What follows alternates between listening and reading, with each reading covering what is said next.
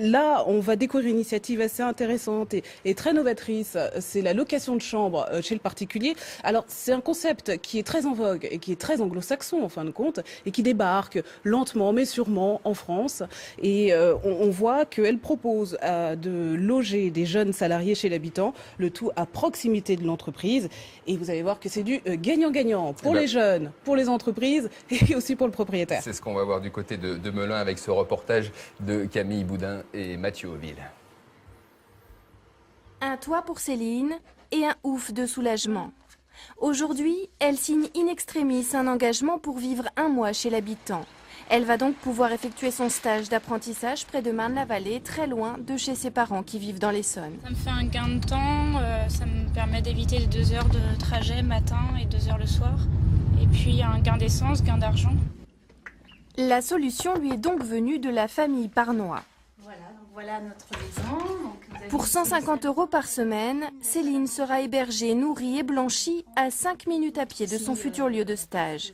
Seule contrainte, elle devra se plier à toutes les règles de la maisonnée. Nous avons un couvre-feu, si je puis dire, pour les enfants à 20 h.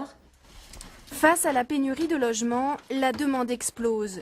Alors, devant le succès de sa chambre d'amis, Sandrine Parnois a décidé de monter une société.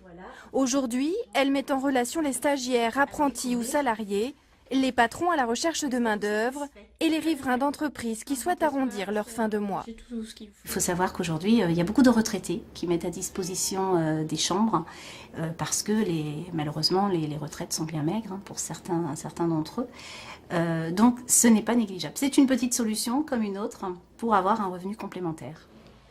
Une aubaine aussi pour cet horticulteur, le futur employeur de Céline. Ces serres sont en pleine campagne, inaccessibles pour beaucoup de candidats à l'embauche. En mars, avril et mai, nous avons un surcroît d'activité et à ce moment-là, on demande des saisonniers. Et ça peut être une occasion pour des gens qui habitent un petit peu plus loin et qui n'ont pas la possibilité de se loger, d'avoir une possibilité de venir travailler ici. Plus de confort pour les collaborateurs, moins de retard et d'absentéisme pour les patrons, un gain d'argent pour tout le monde. Le système D fait une nouvelle fois ses preuves comme remède anti-crise. Antoine Placy.